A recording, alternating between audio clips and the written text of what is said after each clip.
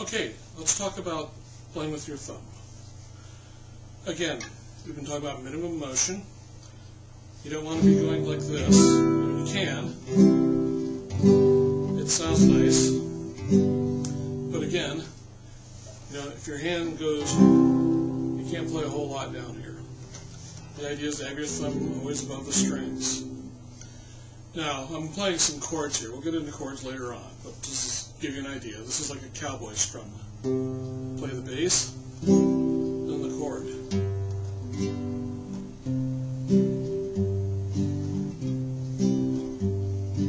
One and two and three and four and one and two and three and four and...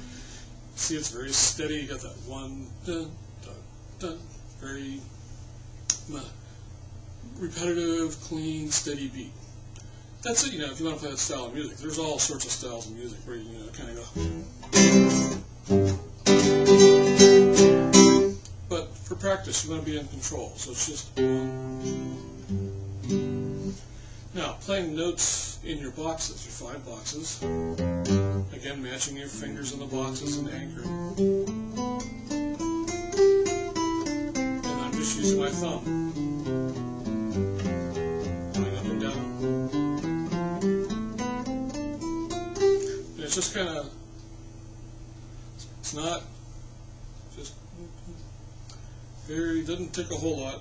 I'm hitting the string and then kind of pulling up toward my palm. But it's not like, it's just, very relaxed. Your hand's always relaxed, all your fingers.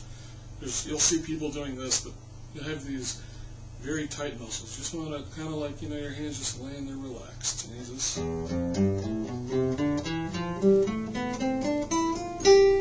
in your other boxes, just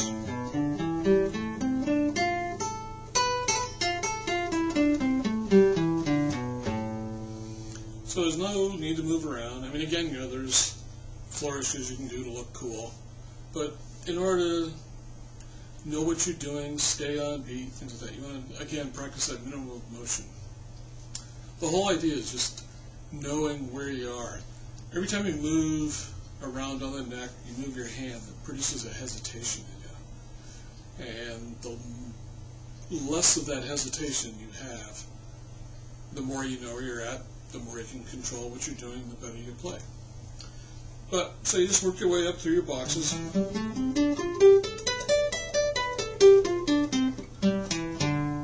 Then you jump to another box.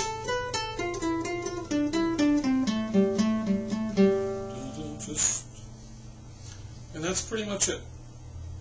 When you're doing chords, you'll go all the way through. But, again, nothing more than you need. So that's the key. Knowing what you're doing, controlling what you're doing, minimum motion, throwing in some cool swinging your arm around when it fits. But for now, just very relaxed, just picking it. So I want to talk to you about playing with a pick. I don't play with the pick very often, but I just want to give you some hints. Because a lot of people will play with picks. You'll see drawings where you hold it like this. So you got the point. These 2 fingers go there, your thumb's back here. Now if you hold a pick, you'll notice, you see how it's almost ready to flip out of my hand. Get to there, you can see my thumb coming up. When you're playing on strings, there's a tendency for this tip to go between the strings. Now when you start going fast, you can end up with that getting knocked out of your fingers on stage. Kind of, ruins the show. You may have seen people playing and they'll suddenly look around at the stage and they'll bend down and pick something up and then go back to playing. That's what happened, is their pick got knocked out of their fingers. Now, you can keep playing this, but I recommend playing it like this. You'll notice I've turned it totally around. So now this is back here, this point, and I'm going to play on this rounded edge. The other thing is the way my fingers are situated. You see how my thumb and my fingers are all tying it down. This back section back here is on the point, pressing it against the thumb. So that's one point of holding. And then up here at the front, it's also holding it. So you've got actually two contact points you're holding it down with. This way you do too on the fingers, but it's like your thumb's right behind it. Sort of in a way ends up being one pivot point on your thumb. So I play it like this. You notice the rounded edge also doesn't stick out as far as the pointed edge. So you don't have to worry about getting as far into your strings. Also being rounded instead of pointed, it kind of will glide over the strings more. Now, when I pick, I don't go straight in. I actually angle my hand like this. And you'll notice the round edge just sort of bounces across the top of the strings. If you do this, you try it, you'll see that, you can see it, I'm getting caught.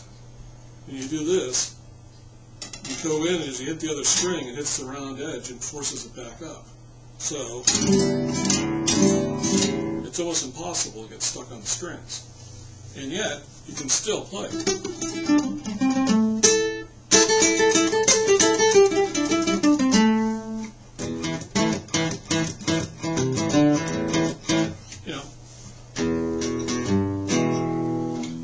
So it's just, to my experience, a stronger way to hold the pick. And you get that little bit of an angle